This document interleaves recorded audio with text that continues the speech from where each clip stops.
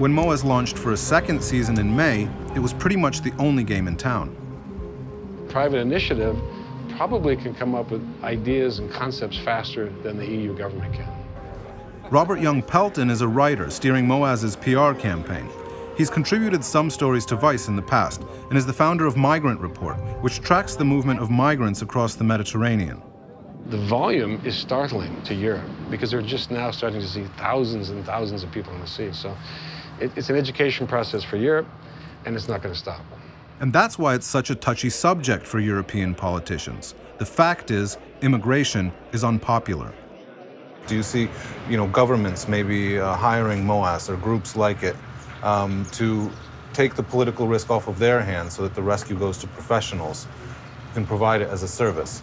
Yeah, I think the way things should work is that individuals should look at something and say, I can fix that.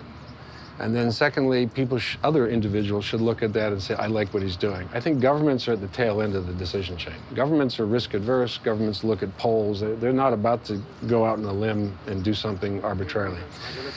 What he's doing is very humanitarian. So there's a difference between saying, oh, I want to end malaria, so I'm going to spend millions of dollars coming up with ideas, but you don't end malaria. He's actually saving people's lives. So last year, there's 3,000 people on this planet that will exist this year that may not have existed last year.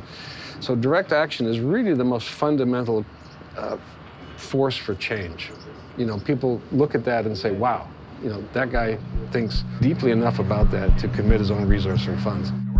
Slowly take you about 10 at a time over to the other ship, okay?